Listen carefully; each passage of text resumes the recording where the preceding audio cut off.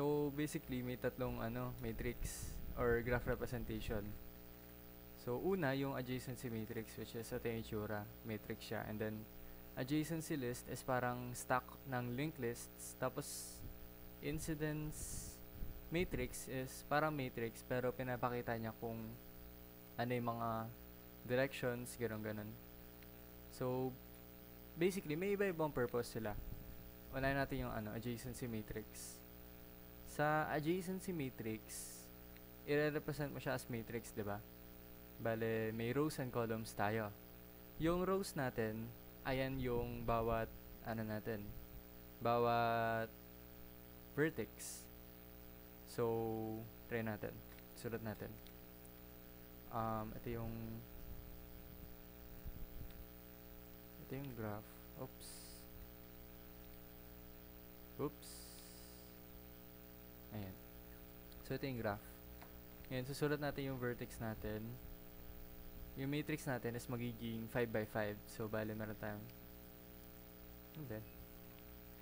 meron tayong 0, 1, 2, 3, 4, 5. Ay, walang 5. Tapos, 0, 1, 2, 3, 4. Ngayon, i-fill natin yan ng 0. Blah, blah, blah. Yan, 0, 0, 0. Pero sige, wag na natin i-fill. Ang goal mo dito is, mapakita mo yung parang directions. So, bale, pag sinabi natin na may 1 dito, ibig sabihin, si 0 ay pumupunta sa 1. May direction siya papunta kay 1. Bale, n.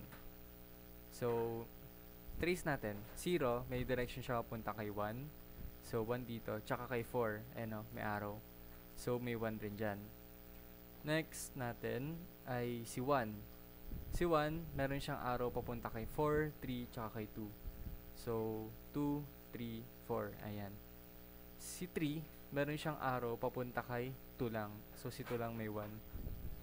Ay, nag-skip ako. May 2 pa pala. Si 2 wala siyang arrow. Okay. Skip lang talaga.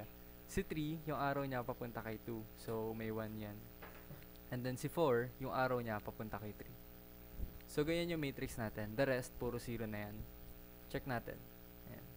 1, 1, 1, 1, 1, 1, 0, 1. And pares naman. Yo.